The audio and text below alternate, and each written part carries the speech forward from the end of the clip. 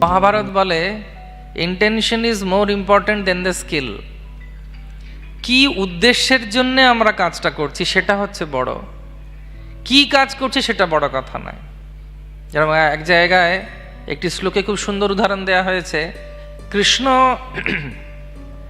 আমাদের প্রেম দেখেন, পারফেকশন বা নৈপুণ্যতা দেখেন না। এটা খুব সূক্ষ্ম। হয়তো আমরা খুব ভালোভাবে কোনো কিছু করার চেষ্টা করছি বা লোকে স্তুতি করছে আমাদেরকে দেখে, কিন্তু আমরা জানি যে আমরা কি জিনিস। হরে কৃষ্ণ, ওখানে তো কাউকে ঠকানো যাবে না। একজন অনেক ওপরে একটা মূর্তি বানিয়েছে, ভাস্কর বানিয়েছে, ভাস্কর্য।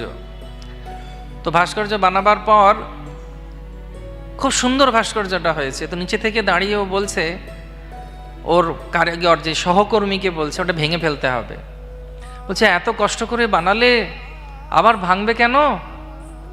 তার কারণ হচ্ছে ওটা তো সুন্দর লাগছে দেখতে, কিছু বোঝা যাচ্ছে না। বলছে না, ওর কানের লতিটা একটু ভেঙে গেছে। বলছে বারে বাবা, 100 ফুট উপরে ওই জিনিসটা দাঁড়িয়ে আছে, লোকে দেখতেই পারবে না যে কানের লতিতে কি হয়েছে। বলছে কেউ দেখুক না দেখুক, আমার মন খচখচ করবে যে কানের লতিটা ভাঙা। হরে কৃষ্ণ।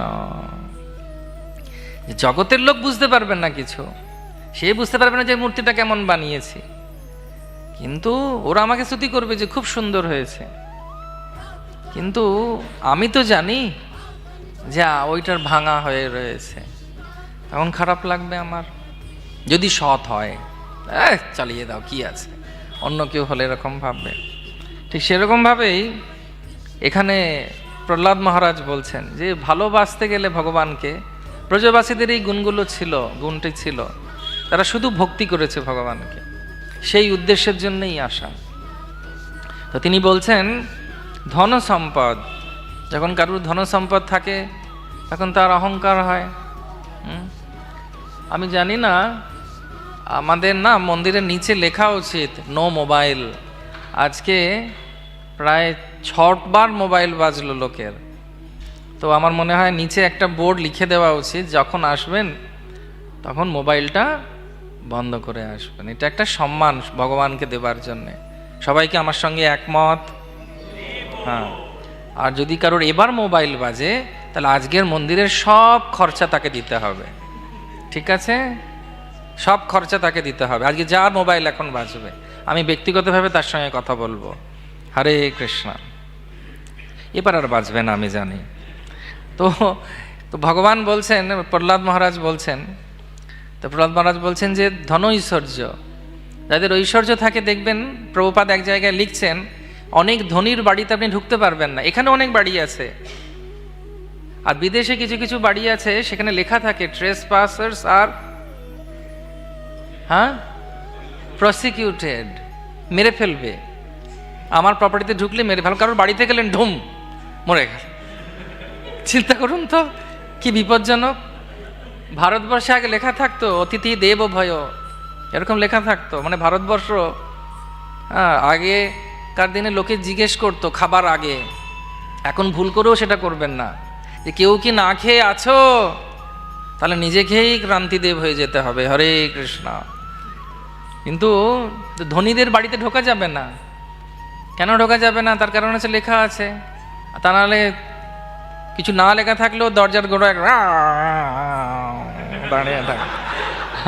তা আপনি ঢুকতে গেলেই আপনি চিন্তা করবেন, ধুতি পরে আছি, যদি কামড়ে দেয় অনেকটা মাংস চলে যাবে, তার থেকে না যাওয়াই ভালো। একবার আমি যখন প্রথম মন্দিরে জয়েন করেছি, মধুয়া প্রভু ছিলেন এখানে। তা আমরা মধুয়া প্রভু আর আমরা একটা প্রজেক্ট করলাম।